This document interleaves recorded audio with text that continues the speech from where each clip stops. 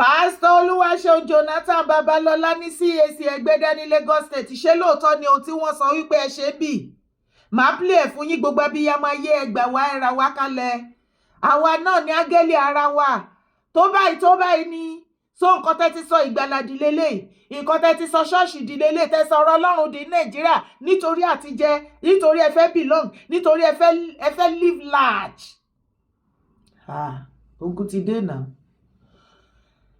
Ilé church, ilé àdúrà, ilé ìgbàlà ẹ wá sọ di ilé ogun nítorí pé fẹ́ belong ẹ ṣàfẹ́ jẹ́ kán notice yín pẹ́yìn náà wà bẹ́ẹ̀ wọ́n sì ní ẹ̀pọ̀ gan tẹ́ ẹ wà ní caucus. Gbogbo àwọn obìnrin màámi sísítà mi tájọ wà labroad àwa ni victim àwa ni target àwọn people yìí o. Ẹ jẹ́ ká yára wá brain bí tá a bá dé ká mọ̀ nǹkan tá à ń ṣe o ẹ jẹ́ kí gbogbo wa jọ mọ̀ nǹkan tá à ń ṣe o. Kí ló dé? Allegedly ṣe ni ṣùgbọ́n ẹni tó ṣẹlẹ̀ sí victim gangan ló sọ̀rọ̀ yìí. Pásítọ̀ Olúwaṣeun Jonathan Babalọ́lá ní CAC Ẹgbẹ́dá Lagos State ẹ wo píṣọ̀ wọn báyìí ẹ̀yin tẹ́ bá worship ó bẹ̀ tẹ́ bá mọ̀ wọn ẹ wá gbọ́ nǹkan tán náà ṣe irú ìwà tó wà lọ́wọ́ wọn náà ló mọ iye àwọn obìnrin tó ti báyé wọn jẹ́ tó ti wà nínú ìgbèkùn lẹ́yìn ẹ̀ ní bọ́m̀bẹ̀ tó bá jẹ́ pé lóòótọ́ ni o. Bóyá lẹ́yìn program ilé bóyá èmi àti yín lè sọ̀rọ̀ extensively but one request tí mo kọ́kọ́ fẹ́ béèrè lọ́wọ́ yín ẹ jọ̀ọ́ torí Ọlọ́run ṣé bá ti ń ṣépè fún wọn mo wà lórí ìkúnlẹ̀ mo bẹ̀ yín àwọn kan wà tó jẹ́ pé a kó sọ́wọ́ wọn kì í ṣe pé a fẹ́ fẹ́ wọn lọ́kọ bọ̀ wọ́n ṣe báwo náà ṣe ń arabu wọ́n fi fẹ́ àwọn tó dẹ̀ jẹ́ pé wọ́n ti bẹ̀ jáde. Ṣé ní oṣooṣù olóye tí mò ń fi tọrẹ fún àwọn èèyàn tí mo dẹ̀ fi ń gbàdúrà fún ọmọ tí mo bí ń bẹ̀ pé Ọlọ́run má jẹ́ kégun má jẹ́ kó ṣẹ lórí ọmọ mi. Àmì o àtòrí ọmọ tèmi rárá ọ̀rẹ́ mi ló introduce mi torí single mother mi ni mí gbà yín ó ní iná ìṣìṣẹ́ òǹjóyàn lẹ́ẹ̀mejì òun ní pásítọ̀ kan kí n tó fẹ́ ọkọ mi o kí n gbàdúrà sí i ó push mi títí mo ní mi I don't believe in all of that at the end of the day mo lọ gbàdúrà lọ́dọ̀ pásítọ̀ yìí bí mo ṣe di ìyàwó ẹ̀ nìyẹn. Amẹ́ríkà ni mo bẹ Olúwaṣeun Babalọ́lá Jonathan Babalọ́lá lórúkọ ẹ̀ Olúwaṣeun CAC church yẹn wà Ẹgbẹ́dá ní Lagos State. CAC Ẹgbẹ́dá ní Lagos State ẹgbẹ́ dárúkọ pásítọ̀ yẹn lẹ́ẹ̀kan sí i. Olúwaṣeun Jonathan Babalọ́lá lórúkọ ẹ̀. Ẹ̀yin èèyàn mi ṣe ń gbọ́ Pásítọ̀ Olúwaṣeun Jonathan Babalọ́lá ẹ wá gbọ́ nǹkan tó ṣe fún sister wa. So ẹ ti kọ́kọ́ bí ọmọ kan tẹ́lẹ̀. Mo ti bí ọmọ kan tẹ́lẹ̀ tó jẹ́ pé in fact ṣẹ́rẹ́ ọdún yẹn mo fẹ́ wọ pharmacy school mo ti bí ọmọ yẹn bí mo ṣe dé Amẹ́ríkà mo ti bí ọmọ yẹn mo wá bẹ̀rẹ̀ ìgbà tí mo ti rí pé marriage yẹn ti dàrú tó jẹ́ pé nǹkan tó da marriage yẹn rú náà ojú pé o ò lè ṣe báyìí o ò lè ṣe báyìí o ò lè ṣe báyìí àdẹ̀jọ pín lọ́tọ̀ọ̀tọ̀ o ò lè lọ sí school o ò lè ṣe nǹkan kan fara ẹ̀ mo àdẹ̀pín mo dẹ̀ dúró lórí ẹsẹ̀ mi mo padà sí school mo lọ ṣe prerequisite torí pharmacy mo fẹ́ ṣe ṣe lọ́dún tó yẹ kí n wọ pharmacy school gangan a year before lọ́rẹ́ mi lóde lónìí kí ni mo wá jókòó tí mo jókòó pẹ̀lú ọmọ kan kí ni mo ń ṣe bá ní mo fẹ́ wọ school tí bá ti parí school màá visit ọ̀rọ̀ ọlọ́kọ̀dé ló bá convince mi mọ̀ pé planned work ni ṣe rí ó ṣàtì mí títí kí n gba phone number pastor mi bá pè from there mi mọ̀ anything mọ́ from there mi lè school mi lè lọ anything mi lè ṣe lórí pé kájọ máa pray ni o oníkèmí àtòúnjọ máa pray pé èèyàn kan wà níwájú mi pé school yẹn náà máa lọ o òun rí i pé Ọlọ́run gbéyàn kan síwájú mi tèmi àti wọn bá ti jọ ń pray tábà ti jọ ń pray. Amẹ́ríkà ni mo wà Amẹ́ríkà lèmi wà òun wà Nàìjíríà. Òun wà Nàìjíríà ẹ wá jọ ń pray lórí fóònù. lórí fóònù jẹ́rí kí n tó mọ̀ ní year 2015 bí mo ṣe gbẹ́rù mi nìyẹn ó di Naija from there mi mọ̀ gbà tí mo cut off gbogbo family mi gbogbo ẹbí mi wà ní Amẹ́ríkà mi mọ̀ gbà tí mo cut off ìgbà tó bí mi lọ́mọ mi mọ̀ gbà tí mo cut off àwọn àbúrò mi gbogbo family mi mo dẹ̀ cut gbogbo wọn off mo block gbogbo wọn bí mo ṣe gbé ẹrù mi nìyẹn ó di Naija bí mo lọ fẹ́ pásítọ̀ nìyẹn o a lọ registry àṣe ṣẹrẹ́lẹ̀ tí mò ń sọ yìí ṣé mọ̀ pé mo fẹ́ wọ pharmacy school ní August mo fẹ́ wọ school mo lọ ní June around June ṣeré ọ̀sẹ̀ kan ni mo ní mo fẹ́ lò pé kákan ṣe marriage yẹn kí n lè gbéwò ẹ̀ wọlé kó lè wá bá mi l'Amẹ́ríkà ṣe gẹ́ẹ̀tì nǹkan tí mo sọ ṣeré ọjọ́ kejì tá a ṣe marriage báyìí bí passport mi ṣe sọnù nìyẹn ṣeré passport mi tó sọnù yẹn gbogbo document travelling document mi gbogbo document mi pátá tó connect mi mọ́ Amẹ́ríkà bó ṣe sọnù nìyẹn mi ìmọ̀ pé òun ló gbé oṣù mẹ́ta ni mo wà ní Nàìjíríà ìyà jẹ orí mi ibi tó yún ti wọ̀ nìyẹn àṣẹ kí n lè dúró ó ti mọ̀ pé tí n bá lọ lọ́sẹ̀ kan yẹn ọmọ lè má wọlé àṣẹ kí n lè dúró ó dá mi dúró ó jí passport mọ́ mi lọ́wọ́ mo ṣáà bẹ̀rẹ̀ sí ní pé ṣẹ́rí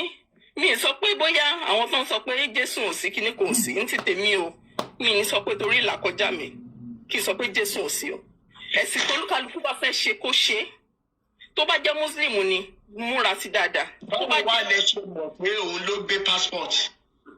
ṣẹ́rí after years lọ́rọ̀ ìṣẹ̀ṣẹ̀ wá clear lójú mi ìgbà tí mo wá wo àárín wọn ṣe mọ̀ pé ń sìn báyìí mo ti dìyàwó ẹ̀ mo sì yẹra sí fún fámìlì mi o mo gbóyún wọ Amẹ́ríkà ni mo dá ọmọ yẹn bí l'Amẹ́ríkà tó rójú ń tì mí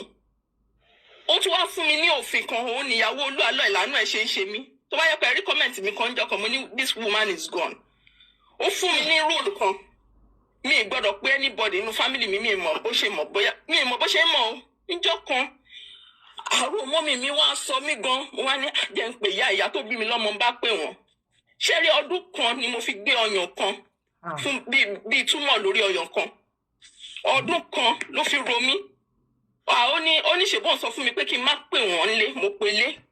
ó ní ṣe mo rò pé òun ò ní mọ̀ ni. jọ̀ọ́ nítorí Ọlọ́run ní jẹ́ kí wà tèmi kàgbákò o má má lọ bìlífù gbogbo àwọn tó pera wọn ní ìránṣẹ́ Ọlọ́run yálà nínú ẹ̀sìn Islam àbí ní Kristẹni ó mà ti di woro sí woro àwọn ìránṣẹ́ ìṣùmà ló ti gbáyé kan nísìnyí tó o bá ti ń fẹ́ pásítọ̀ àbọ̀ òun fẹ́ ìmáàmù tó ń sọ fún ẹ wípé àbí oníṣẹ̀ṣe tó ń sọ fún ẹ wípé o ò gbúdọ̀ kọ́ńtàtì fámílì ẹ̀ náà ṣe ẹ́ o ò gbúdọ̀ wọn ò gbúdọ̀ mọ whereabout o ò gbúdọ̀ ní connection pẹ̀lú anybody o jẹ́ sars 440 kó gbági kó sádànù. mo ní ṣe wọ́n ló wá ta ó ní rárá onílé náà ti ta mí ní nǹkan àwọn tí mo pè wọ́n máa kó ẹrù sí yín láyà ẹrù gidi ló kó sí mi láyà. ṣé ẹ ní fọ́tò máa ń yí lọ́wọ́. mo ní fọ́tò ẹ̀ lọ́wọ́ ṣẹ́rí ọmọ kan tún wà lọ́wọ́ ẹ̀ báyìí tí mo gbọ́ wọ́n ní ọmọ kan bóyá Canada náà ló ti rí ọmọ yẹn ó tún ti ṣerú ẹ̀ fọmọ kan sìn. ṣé ti rí wípé àwa tá wà labroad àwa ni victim àwa ni target gangan torí wọ́n fẹ́ gbàwé green card wọ́n á tún gbowó wọ́n á mú ayé ẹ̀ wọ́n á run ìran òfò àdúrà òdì wọ́n á bẹ̀rẹ̀ sí ní ìgbálẹ̀ ẹ lórí wa tó bá múra àdúrà tó ń speak in tongue wàá rò pé àwọn gangan ni áńgẹ́lì lórí ilẹ̀ irọ́ ni oògùn ni wọ́n ṣe ẹgbẹ̀jì olóògùn gbọ́nrán òun ni wọ́n ìwọ lọkúnlẹ̀ kó jẹ́ kó gbọ́ wọlé ẹ lórí kì í ṣe gbogbo wọn o àwọn tó jó lóòótọ́ ṣe wà bẹ́ẹ̀ tọ́lọ́run pé o ṣùgbọ́n majority àwọn people wọ̀nyí àti ẹ̀ ń pẹ́. níyẹn wá ṣe wèrè ní church wọn gbà tójú ẹ̀ là wọ́n ló ṣẹ́yún méjì fọmọ yẹn Canada náà ló ti mú ọmọ yẹn wálé. ẹjọ́ torí Ọlọ́run ṣé ẹ ní bínú ṣe lè DM mi àbí kí fún yín ní WhatsApp number ìgbà mo nídìí fọ́tò báyìí àwọn tó máa lẹ̀ látàpọ̀. òun ojú mi rí ṣé ni mo ojoojúmọ́ tí bá ti jí màá ní Ọlọ́run tó bá lè yọ mí kúrò nínú àjàgà tí mo wà yín mi ì fún lára kójú mi ti là tó bá jẹ́ pé mo fún lára kójú mi ti là ni wọ́n á pa mí dànù. nígbà tójú mi ti ṣí tíyẹ̀ mi ti ṣí mi tètè fún lára mo wá ń gbàdúrà Jésù tó bá jẹ́ pé lóòótọ́ ló wà Ọlọ́run tó bá jẹ́ pé lóòótọ́ ìwọ ló dá mi yọ mí nínú ogun tí mo ti ra mi bọ̀ yìí ṣé ọ̀rẹ́ mi yẹn tó mú mi mọ́ kọ́ má bàa trace mi dé ọ̀dọ̀ ẹ̀ ó pa gẹ́ yẹn. ṣe ti gbọ́. ó pa gẹ́ yẹn kọ́ má bàa trace mi dé ọ̀dọ̀ ẹ̀ kọ́ má bàa mọ̀ pọ̀dọ̀ ẹ̀ ni mo wà ó pa gẹ́ yẹn. báwo ló ṣe pa. ẹ̀jẹ̀ gbẹmọ lára ni St. Nicholas ló kú sí. tó máa fa ẹ̀jẹ̀ wọ́n ní tó máa fa ẹ̀jẹ̀ péǹtì 6 sí lára ní èní tó bá dọ̀la á ti gbẹ tó máa tí dókítà bá máa dé lọ́la pé kàn yẹ̀ wò á ti gbẹ. ṣe rí bí sísá yẹn náà tán ló ti kú yẹn ẹ rí bóyá tọ́kúlá torí agbódegbà ló jẹ́ fún àwọn pásítọ̀ wọ̀nyí tó o bá ti rí àwọn èèyàn kan tó sọ fún yín pé máa bọ̀ lọ́dọ̀ pásítọ̀ mi ó ń ṣe wọ́ndà ó ń já èdè ó ń tú èdè pásítọ̀ yẹn gbóná ẹ̀yin tẹ́ máa ń wá pásítọ̀ tó gbóná kiri pásítọ̀ yẹn ń ríran nǹkan tó bá wí bẹ́ẹ̀ jẹ́ bẹ́ẹ̀ ni pásítọ̀ yẹn tó bá ṣe omi fún ẹ tó bá ṣe òróró fún ẹ pẹ̀lẹ́ ẹ lẹ̀ ṣé ò ń gbọ́ má lọ become a victim o tún lè sọ pé irọ́ ni o ṣùgbọ́n mo kàn fẹ́ bẹ́ẹ̀ bá mi mú fídíò kó bá mi share fún gbogbo àwọn tó bá wà ní contact ẹ̀ kó jẹ́ kí ìwà àtìmí ká jọ learn so that we will not become a victim àmọ́ yìí tó wà nínú ìgbèkùn bóyá ìwọ tó ń gbọ́ fídíò yìí lọ́wọ́lọ́wọ́ nǹkan tí woman yìí ń sọ ó ń ṣẹlẹ̀ sí ẹ lọ́wọ́lọ́wọ́ ó wà nínú ìgbèkùn wọ́n ti lo kinní yẹn wọ́n ti ṣe abracadabra fún ẹ wọ́n ti gbé ẹ kúrò lọ́nà ìgbàgbọ́ wọ́n ti dì ẹ́ síbì kan ní o jà máa gbọ́ bọ̀. ṣé rí nǹkan tí ò ṣe wá dùn mí fún yẹn náà ni pé ìfọwọ́sowọ́pọ̀ àwọn méjèèjì ni. n tó jẹ lóyò. tó tọ́ ma ti ń béèrè mí lé ìyẹn ló ń fìdí ẹ̀ pé wọ́n ti ń béèrè ọmọ yìí. ìyẹn ń ké ṣárí ìyá mi gbéra àti first born wa wọ́n gbéra láti Amẹ́ríkà wọ́n lọ Nàìjíríà torí pé àwọn tó mọ̀ mí wọ́n rí mi níbi tí mo ti ń fẹsẹ̀ rìn lẹ́gbẹ́dá tí passport mi ti sọnù tí mo ti ń fẹsẹ̀ rìn káàkiri wọ́n rí mi wọ́n ṣe pé àbúrò mi tó wà l'Amẹ́ríkà nìyẹn pé a máa rí sísítà ẹ̀ tó ń fẹsẹ̀ rìn kiri lágbẹ́dá ṣé òun ni àbọ̀ nǹkan nìyẹn bá níbo náà ti rí mi wọ́n máa ń wá mi l'Amẹ́ríkà ìyá mi gbé báàgì àti bọ́dà mi tó ń bá ti jí làárọ̀ wọ́n á gba ẹgbẹ́dá yẹn wọ́n á rìn lọ sókè wọ́n á rìn lọ sísàlẹ̀ bóyá àwọn máa pàdé mi fóṣù mẹ́ta náà fi ṣe bẹ́ẹ̀. oṣù mẹ́ta mo wà lọ́dọ̀ bọ̀bọ̀ yìí ó dé mi mọ́lẹ̀ mo tún dá Amẹ́ríkà náà èmi náà ṣera mi pa ó tún fi yẹ ẹ̀sìn mi dá Amẹ́ríkà mo tún fáìlì fún yẹ wá sí Amẹ́ríkà. Mr. Rotimi ó jù bẹ́ẹ̀ lọ sẹ́ni nǹkan tí mo kàn fẹ́ sọ fún gbogbo wa tá wà lórí program mi ni pé àwọn tó ń bá fẹ́ lọ church mi ni kán máa lọ church o ṣùgbọ́n tó ń bá débẹ̀ kán máa jẹ oúnjẹ ọrẹ Olúwa tó ń lọ ń jẹ tó ń mu yẹn. lójú mi jẹ oúnjẹ ọrẹ Olúwa. bẹ́ẹ̀ ni lójú mi máyìn tó bá ń pe tó bá níjọ́ kan mo jí láàrin òru báyìí ni ó ń ṣe kinní yẹn ó mix ẹ̀ ó dẹ̀ mix oríṣiríṣi mọ́ ó dẹ̀ ń pọ̀fọ̀ sínú ẹ̀ ó dẹ̀ ń pe àyájọ́ sínú ẹ̀ ó dẹ̀ ń pe àyájọ́ sínú ẹ̀ so kò sí iṣẹ́ láwọn tẹ̀ ń sọ pé ojú wọn ò lọ ojú wọn ò lè là wọ́n ti pe oríṣiríṣi sórí ìṣẹ̀dá wọn wọ́n ti pe oríṣiríṣi sórí àyànmọ́ wọn so kò sí nǹkan tẹ̀ lè sọ wọn ò lè gbọ́. wọ́n ní ẹ má jẹ Holy Communion mọ́ ní ṣọ́ọ̀ṣì oúnjẹ alẹ́ Olúwa wọ́n ní ẹran ara Jésù wọ́n á lanu mo rántí wọ́n á fi sí ẹ lẹ́nu wọ́n á tún ní kó mu ẹ̀jẹ̀ Jésù ó di gìgìgìgìn àwa ṣe bí ni wípé àti born again lóòótọ́ pa ti jáwọ́ nú ẹ̀ṣẹ̀ irọ́ ni o ẹja kúrò ní ṣọ́ọ̀ṣì ẹ̀ṣẹ̀ yẹn á ṣe bẹ̀rẹ̀ lójú pálí gígí so ẹ ti sọ oúnjẹ alẹ́ Olúwa di ẹ ti gbégbá bòmí ẹ tún ti tọwọ́ bọ oúnjẹ alẹ́ Olúwa ó tẹ̀ ti wá dáa ìwọ tó láìkì oúnjẹ alẹ́ Olúwa màámi ẹ ti rí nǹkan tó sọ dì ìwọ tó ti wà nínú chọ́ọ̀chì tó close mọ́ pásítọ̀ tó jẹ́ pé miss oúnjẹ alẹ́ Olúwa rí tí gbogbo ẹ̀ dẹ̀ ń lọ lódì fún ẹ wọ́n ti gba destiny wọ́n ti gba kádàrá ẹ ní o ìwọ tó takú sínú ṣọ́ọ̀ṣì láti iye ọdún tó ti wà ń bẹ̀ tí ò rí ìtúsílẹ̀ yọkàdúrà ẹ ọjọ́ kan tó lè gbàgbà kó àdúrà kò dẹ̀ sí nǹkan tó ò lè ṣe owó iṣẹ́ everything ló ṣe tó lóun ṣe fọ́lọ́run wọ́n ti dì ẹ́ mọ́ bẹ́ẹ̀ ni wọ́n ti gba kádàrá ẹ wọ́n ò ní jẹ́ kó kíyè ẹ kó ṣí wọn ò ní jẹ́ kí iye kó là kó mọ nǹkan tó ń ṣe so nǹkan tẹ́ ti sọ oúnjẹ alẹ́ Olúwa di lélẹ̀ okay now it is well. I'm telling you. ẹ̀rọ mi Olúwa ṣe Jonathan Babalọlá. bẹ́ẹ̀ni wọ́n pọ̀ àwọn ọ̀gá ẹ̀ṣẹ́rí kan wà alóńgẹ́ ló ń pè ìyẹn ló ẹ̀dì sẹ̀mínárì wọ́n ròyìn yẹn gbogbo àwọn ọmọ sẹ̀mínárì obìnrin yẹn ìyẹn máa ń bá wọn sùn ṣeréṣeré ni ṣé gbogbo wọn yẹn òun lẹ́ ń pẹ́ Lizikaya wọn ò ní dá yín lóhun ìkọ̀kan náà ní gbogbo wọn ṣé àwọn tó wà nù wọn àwọn tó wà nù wọn tó dá wọn ò lè ju 1% lọ alọ́dún méje ni mo fi wà ní ọ̀dà àwọn ọdún méje ni mo fi observe wọn kọ́lọ́n tó yọ mí kọ́lọ́n tó pín wa níyà bẹ́ẹ̀ ni mo ń sọ fọ́lọ́ mo ní ìyá mi ò ṣe burúkú rí mi ìbá tí mo gbé lọ́dọ̀ ẹ̀ dàgbà mi ìbá búburú lọ́wọ́ ẹ̀ jọ ro tiẹ̀ mọ́ mi lára kó fi yọ mí má jẹ́ n kú sínú ọ̀fìn mo bí ọmọ ẹbí mi ò mọ̀ pé mo bí ọmọ fọ́dún 5 l'Amẹ́ríkà òun wà Nàìjíríà ló ti ń kọ̀ntró ayé mi tí n bá pe ilé tí n bá pe ẹni tó mọ̀ mí rí mi ì mọ̀ bó ṣe máa ń mọ̀ nǹkan burúkú tó máa ṣẹlẹ̀ sí mi ẹ̀rù á wá máa bà mí torí mo ti mọ̀ pé tí n bá pe ilé nǹkan burúkú máa ṣẹlẹ̀ sí mi bọ̀bọ̀ yẹn ó sì wà ń bẹ̀ wọ́n sọ fún mi lẹ́nu ọjọ́ mẹ́ta àwọn tó wà ní ṣọ́ọ̀ṣì tó jẹ́ pé wọ́n wà nínú ìyàmọ́ kan